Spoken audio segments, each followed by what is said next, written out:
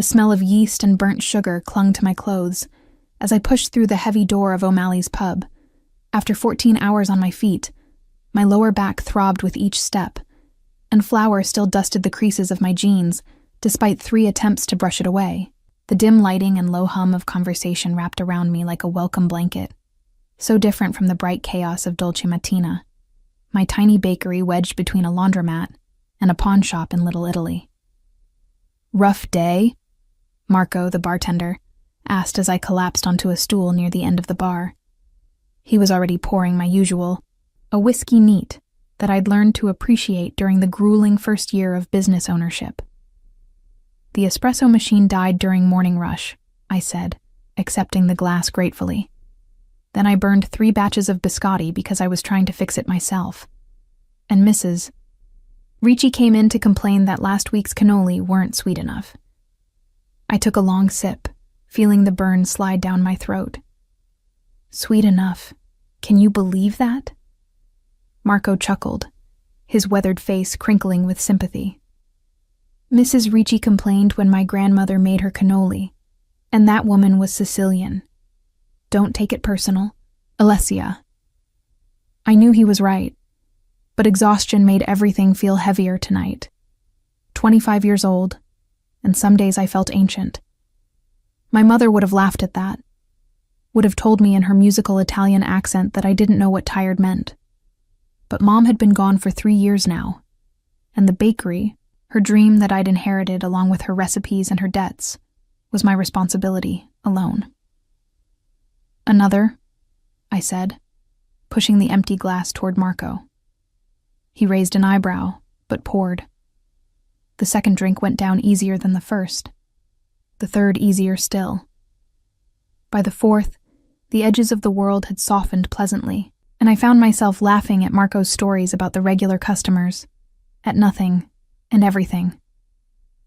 "You should slow down," he suggested gently, but I waved him off. "I'm celebrating," I announced, my words slightly slurred. "Celebrating that I didn't burn down my own bakery today. That's worth drinking to, right?" The stool beside me scraped against the floor as someone sat down. I glanced over, my vision swimming slightly, and found myself looking at a man who seemed carved from shadows and expensive wool. His suit was charcoal gray, perfectly tailored to broad shoulders that tapered to a narrow waist. Dark hair swept back from a face that could have belonged to a Renaissance painting, all sharp angles and hooded eyes the color of espresso. He ordered something in Italian, his voice a low rumble that made my skin prickle with awareness, despite the alcohol dulling my senses. Marco nodded, suddenly looking nervous in a way I'd never seen before, and hurried to pour what looked like a very specific, very expensive whiskey. "That's fancy," I heard myself say, pointing at his glass. "I'm drinking the cheap stuff. The stuff that makes you forget you spent 12 hours kneading dough and arguing with suppliers about flour prices." The man turned to look at me, and I felt the full weight of his attention like a physical thing. His eyes were darker up close, almost black in the dim lighting, and they studied me with an intensity that should have sobered me up. Instead, emboldened by whiskey and exhaustion, I smiled at him. "You look like a bad boy," I announced, the words tumbling out before my filter could catch them. "Like a really bad boy, the kind my mother would have warned me about." I laughed, delighted by my own observation. "Are you? A bad boy?" Something flickered in those dark eyes. Surprise, perhaps, or amusement. The corner of his mouth lifted almost imperceptibly. "You have no idea," he said, his accent similar to Marco's, but somehow more refined, more dangerous. "That's not an answer," I pointed out, wagging my finger at him. "You're being mysterious. I don't like mysterious. I like honest. Like brutally honest." I gestured expansively, nearly knocking over my glass. "You know what I told Mrs. Ricci today? I told her that if she wants sweeter cannoli, she should go to Ferrara's on Taylor Street. They put enough sugar in theirs to give you diabetes just from looking at them." "Did you really?" He sounded genuinely curious now, leaning slightly closer. No, I admitted, giggling. But I wanted to. Instead, I smiled and said I'd adjust the recipe. Which I won't, because my mother's recipe is perfect, and Mrs. Ricci is wrong. I took another sip of whiskey. See? Honest. Brutally honest. That's me. Alessia, Marco interrupted, his voice tight with something I couldn't identify through my pleasant haze. Maybe you should head home. I'll call you a cab. I'm fine, I protested, but even as I said it, the room tilted slightly. The man beside me moved with fluid grace, his hand steadying my elbow before I could slide off the stool. Easy, he murmured, and I found myself looking up into those impossibly dark eyes.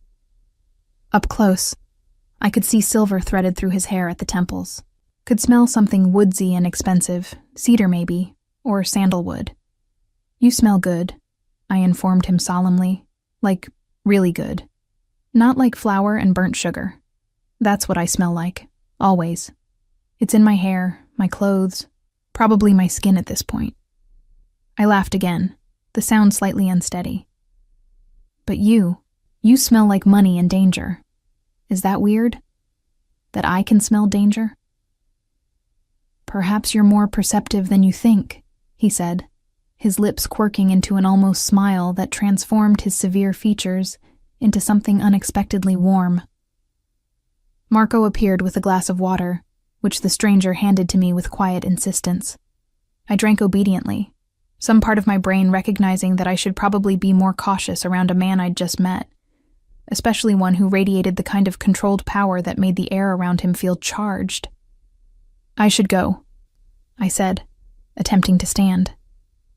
The world swayed alarmingly, and suddenly his arm was around my waist, supporting me with a gentleness that seemed at odds with his dangerous appearance. I'll take you home, he said, not asking. That's very bad boy of you, I mumbled against his shoulder, which smelled even better up close. Taking advantage of drunk women. My mother definitely would have warned me about you.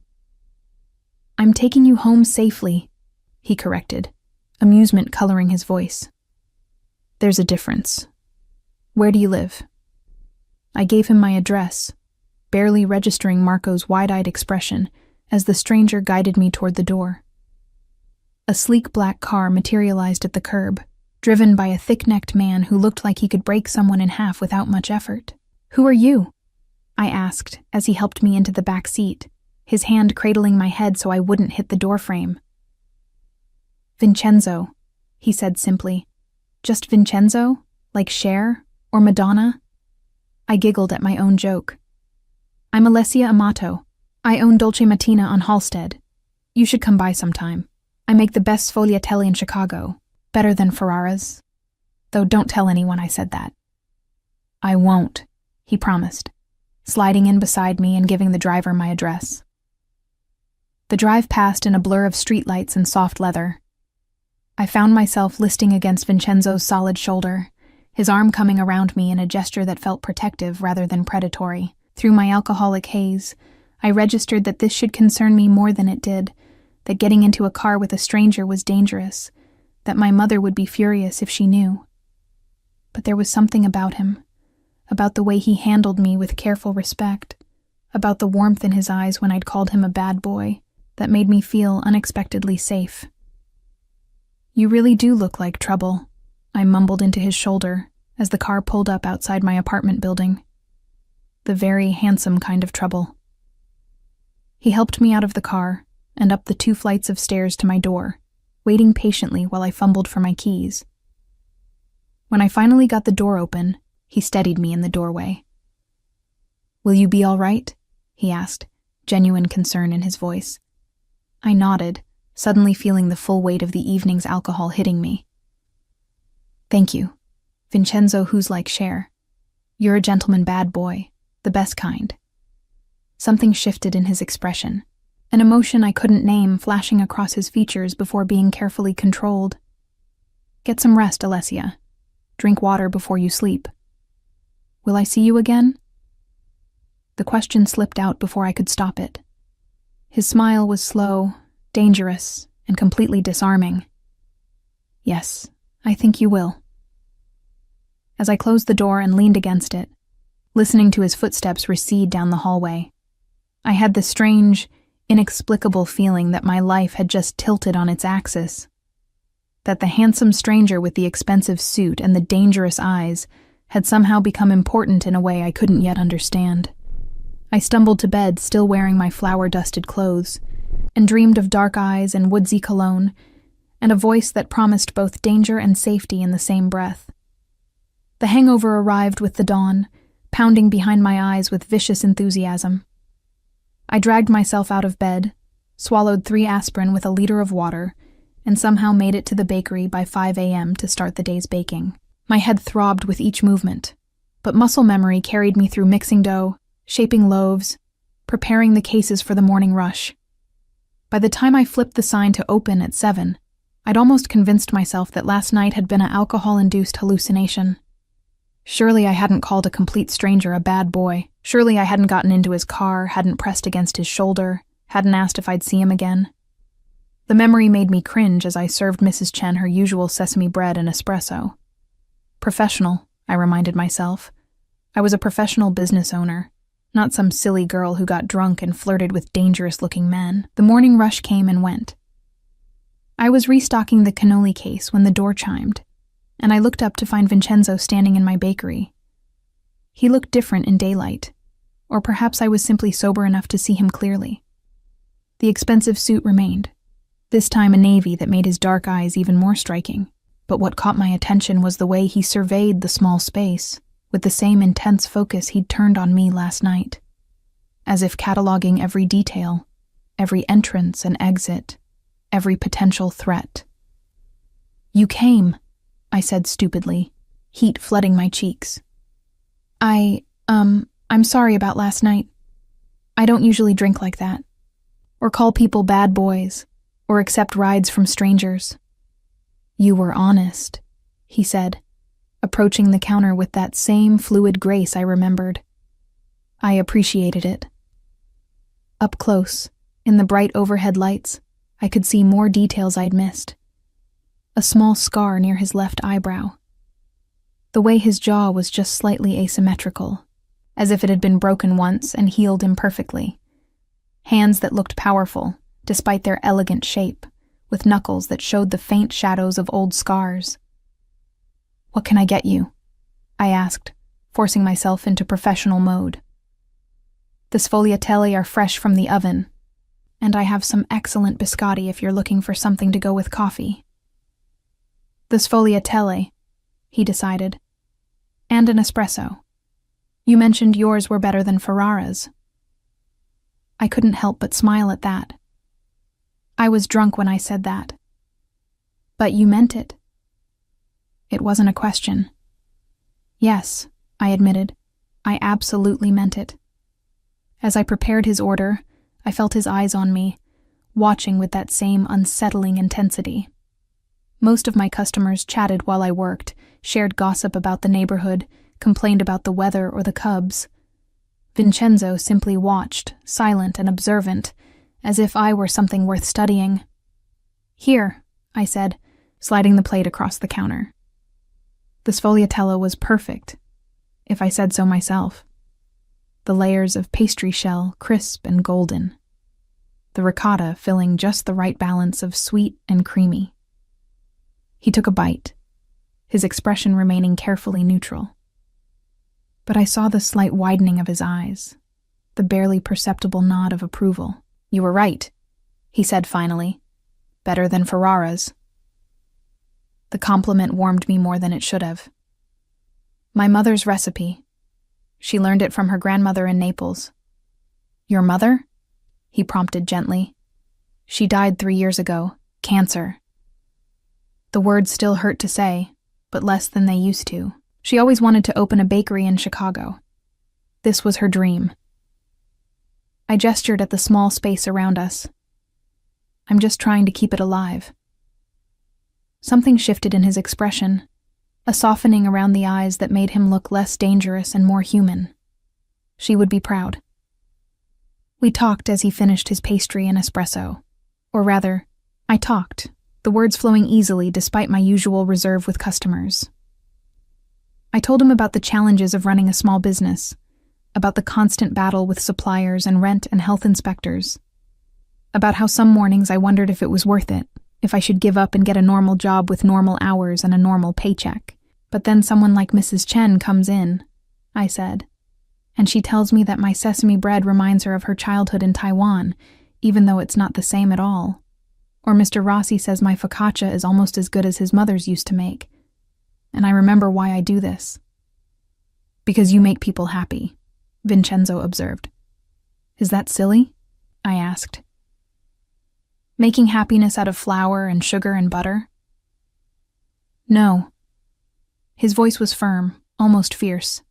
It's not silly at all. He came back the next day, and the day after that, always in the late morning, after the rush had subsided but before the lunch crowd arrived, always ordering something different, the cannoli, the biscotti, the fig cookies my mother used to make only at Christmas. We fell into a rhythm, a strange friendship built on 30-minute conversations amid the smell of baking bread. He asked questions, listened with that intense focus, seemed genuinely interested in the minutiae of my days.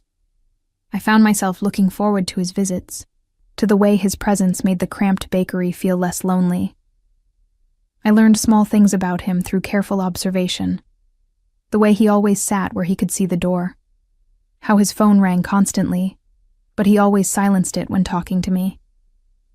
The expensive watch on his wrist, the kind that cost more than 6 months of my rent. The way other people in the neighborhood reacted to him, respectful, bordering on fearful, giving him a wide berth on the sidewalk. "What do you do?" I asked one day, 2 weeks into our routine. "For work, I mean. You're always in a suit, but you never seem to be in a hurry to get anywhere." He smiled, that slow, dangerous smile I'd come to recognize. "Import and export, family business." "That's vague," I observed. "It is," he agreed, not elaborating. "Are you being mysterious again?" I challenged, hands on my hips. "Because I told you, I don't like mysterious. I know, you like honest." He leaned forward slightly, his dark eyes holding mine. "But sometimes, Alessia, honesty can be dangerous." A shiver ran down my spine that had nothing to do with cold. "Are you dangerous, Vincenzo?" "Yes." No hesitation, no attempt to soften the truth. "To some people, never to you." I should have been frightened, should have recognized the warning for what it was, and asked him to leave, to stop coming to my bakery. Instead, I found myself drawn to that honesty, to the way he answered my questions without flinching, even when the answers revealed shadows I couldn't quite see. By the 3rd week, I caught myself watching the door at 10:30, waiting for him to arrive. Caught myself saving back the best sfogliatella of the morning, the one with the most perfect layers. Caught myself wearing lip gloss to work, something I never bothered with normally. "You like him," my assistant Rosa observed one afternoon after Vincenzo had left. She was a sharp-eyed woman in her 60s who'd known my mother and had strong opinions about everything. "He's a customer," I protested weakly. Rosa didn't look convinced. "A customer who you smile at like he's bringing you sunshine. A customer who looks at you like you're something precious he wants to protect. He doesn't." "He does," she interrupted, "and everyone in this neighborhood sees it. Do you know who he is, Alessia?" "Vincenzo Catalano. He imports and exports things." Rosa's expression turned grave. "He's Vincenzo Catalano, Don Catalano's son, the man who runs the entire North Side." The words hung in the air between us. I knew what she meant, what she was really saying. Mafia. The word we didn't say out loud in Little Italy, but everyone understood. "I don't believe that," I said, but even as I spoke, pieces were clicking into place. The expensive clothes, the way people treated him, the guards I'd seen waiting outside in black SUVs, the vague answers about his work. "Believe it or don't," Rosa said gently. "But be careful, Dolcezza. Men like that, they live in a different world than us. And that world is dangerous." That night, alone in my apartment, I Googled Vincenzo Catalano. The results were sparse, deliberate vagueness that spoke volumes. A few society page photos from charity events, always in the background, never the focus. Business licenses for legitimate companies. No criminal record, but then, men at that level rarely had ones. And underneath it all, rumors, whispers, the kind of reputation that existed in shadows and careful words. I should have stopped seeing him. Should have told him to find another bakery, another place to spend his mornings. But when he walked through my door the next day, his dark eyes lighting up at the sight of me, all my resolutions crumbled like day-old biscotti. "Alessia," he said, my name sounding like something precious in his mouth. "Vincenzo," I replied, already reaching for the sfogliatella I'd saved for him. And just like that, I knew I was in trouble. The kind of trouble my mother would have warned me about. The kind I was walking into anyway, eyes wide open. It was Rosa's scream that shattered the comfortable routine I'd built around Vincenzo's visits. I was in the back, pulling a fresh batch of olive bread from the oven, when I heard her cry out. The tray clattered to the floor as I ran to the front of the shop, my heart hammering against my ribs. Rosa stood frozen behind the counter, her face pale, staring at two men who had just entered. They weren't customers. Everything about them, from their cheap suits to the way they positioned themselves to block the door, screamed threat. "Where is he?" the taller one demanded in English heavily accented with what sounded like Russian. "Where is Catalano?" "I don't know who you're talking about," I said, my voice steadier than I felt. "This is a bakery. If you're not here to buy something, don't play stupid." The shorter man moved toward the counter, and I saw the bulge under his jacket that could only be a weapon. "We know he comes here. Every day like clockwork. Where is he?" "I'm right here." Vincenzo's voice came from behind them, soft and deadly. I hadn't heard the door open, hadn't seen him arrive. He simply materialized, and suddenly the two men were the ones who looked afraid. "Catalano." The taller man turned, trying to maintain his bravado, but failing. "Our boss wants to talk to you. About territories. About arrangements." "Then your boss can call my office like civilized people do." Vincenzo's voice remained calm, but there was something underneath it now. Something cold and absolutely merciless. "He doesn't send men to a bakery. To terrorize innocent women. We weren't... Get out." 2 words, quietly spoken, that carried more threat than any shout. "And tell Sergei that if any of his men come within 2 blocks of this place again, I will consider it a declaration of war." The men fled. Actually fled, stumbling over each other in their haste to reach the door. Through the window, I watched them climb into a black sedan and speed away. Vincenzo turned to me, and I saw something in his eyes I'd never seen before. Fear. "Are you hurt? Did they touch you?" "No, we're fine," I said, but my hands were shaking. Rosa had sunk onto a stool, fanning herself with a newspaper. "Madonna mia," she breathed. "Madonna mia." "Rosa, go home," Vincenzo said, his voice gentling. "Take the rest of the day off, with pay," he added, glancing at me. After Rosa left, still muttering prayers, Vincenzo locked the front door and flipped the sign to "closed." I wanted to protest, to tell him he couldn't just close my business. But the words died in my throat when I saw his expression. "We need to talk," he said. "Yes," I agreed. "We really do." We sat at one of the small tables by the window, the afternoon sun streaming through and illuminating the fine dust of flour that always seemed to hang in the air. For the first time since I'd met him, Vincenzo looked uncertain, his powerful hands clenched on the table between us. "You know what I am," he said finally, not a question. "I've heard rumors. Rosa told me. I met his eyes, refusing to look away. Are they true?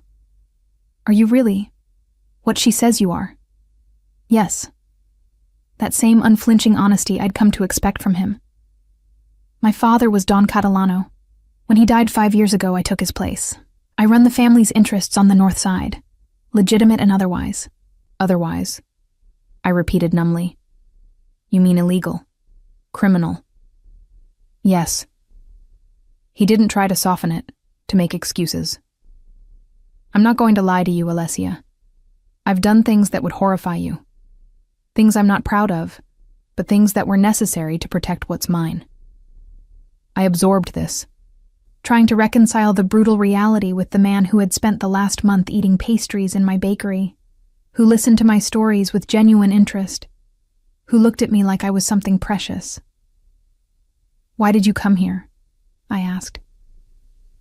That first morning after the bar, why did you keep coming back? His expression softened. Because you called me a bad boy and meant it as an insult. Because you were honest with me in a way no one else dares to be. Because when I'm here, in your bakery, I get to be just Vincenzo. Not Don Catalano, not the head of the family. Just a man who likes sfogliatelle and the woman who makes them. I'm not some escape from your life, I said, anger flaring despite my fear. I'm not a fantasy you can visit when you need a break from being a criminal. I know that. He reached across the table, his hand covering mine. I should have pulled away, but I didn't. You're real, Alessia. The only real thing in my life. And that's why this is so dangerous. What do you mean? He withdrew his hand, running it through his hair in frustration. Those men today, they're from the Volkov organization. Russians trying to muscle into our territory. They've been looking for leverage, for any weakness they can exploit. And now, they know about you. The implications settled over me like a shroud. They know you care about me, so I'm a target. Yes. The word was heavy with regret. Which is why I need to stop coming here. Need to stay away from you, keep you safe. Something fierce rose in my chest, surprising me with its intensity. Don't I get a say in this? In whether you stay or go? Alessia? No. I stood, planting my hands on the table. You don't get to make decisions about my life without asking me. You don't get to decide what's safe for me. That's my choice. He looked up at me, surprise and something else, something that looked almost like hope, crossing his features. You don't understand what you're saying, what being involved with me means. Then explain it to me, honestly. No more vague answers about import and export. And so he did. For the next hour, as the afternoon light shifted through the windows and the closed bakery grew quiet around us, Vincenzo told me the truth. About his family's history in Chicago, about the territory wars and the truces, about the gray areas where legitimate business blurred into something darker, about the violence he'd ordered, the men he'd hurt, the weight of responsibility for hundreds of people who depended on the family for their livelihood. He didn't try to make it palatable, didn't try to paint himself as anything other than what he was, a man who had inherited a position of power and had done what was necessary to maintain it, regardless of the cost to his soul. I'm not a good man, Alessia, he finished. I'm exactly the bad boy you called me that first night. Worse, actually. I sat with this information, turning it over in my mind. Everything in me should have been screaming to run, to get as far from Vincenzo Catalano as possible. But instead, I found myself thinking about the way he'd protected Rosa and me today, the gentleness in his hands when he'd steadied me that drunken night, the authentic interest he'd shown in my life and work. I need time, I said finally, to think about this. About what it means. Relief flooded his features. Of course, I'll arrange for security, men to watch the bakery, make sure you're safe while you... No. The word came out sharper than I intended. No guards, no protection. If I'm going to make a choice, I need to make it freely. Not because I'm surrounded by your men, not because I'm afraid of the Russians or anyone else." His jaw tightened, but he nodded. 3 days. That's all I can give you. After that, if you tell me to leave, I will. But I'm placing guards whether you like it or not, non-negotiable." "Fine." I crossed my arms. 3 days.